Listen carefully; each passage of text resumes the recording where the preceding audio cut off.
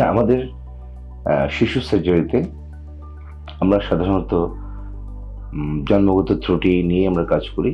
এর মধ্যে আজকে আমি দুটি ডিজিজের নাম উল্লেখ করব, যেখানে আমরা ক্রমাগতভাবে আমাদের কনভেনশনাল যে সার্জারি আছে সেই সার্জারির পাশাপাশি আমরা স্টেম সেল এবং এটা cell base products like high quality platelet exosomes আমরা ইউজ করতে পারি।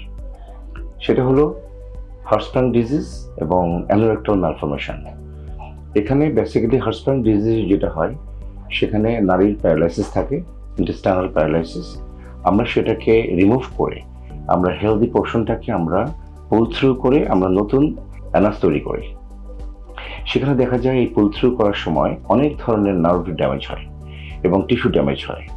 আমরা যদি এই বড় সার্জারির পাশাপাশি আমরা অপারেশনের পরপরই আমরা এক্সোসোম এবং হাই কোয়ালিটি প্লেটলেট অথবা স্টেম সেল আমরা ওখানে প্রয়োগ করতে পারি, আমার মনে হয় এখানে রিজেনারেশন ক্যাপাসিটিটা এরিয়াতে অনেক বেড়ে যাবে এবং পরবর্তী যে কমপ্লিকেশনগুলি হয়, ইনকন্টিনেন্স অথবা অন্য কোনো সমস্যার রোগী ভোগে, সেটা অনেকটা কমিয়ে আনা সম্ভব।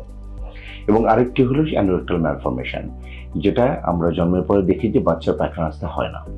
পরবর্তীতে আমরা জন্মের পরপরই একটি কলোস্টমি করে আর্টিফিশিয়াল যে আমাদের ফিকাল ওপেনিং আমরা করি, পরবর্তীতে আমরা পুল থ্রু করি, যেটাকে বলা হয় পিএসআরপি অথবা এএসআরপি।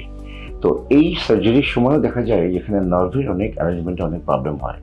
তো আমাদের অনেক টিস্যু ড্যামেজ এবং নার্ভের প্রবলেমের কারণে পরবর্তীতে পেশেন্টরা দেখা যায় লাইফ লং কিছু কমপ্লিকেশনে ভোগে, লাইক ইনকন্টিনেন্স অথবা অন্য যে কোনো সমস্যা।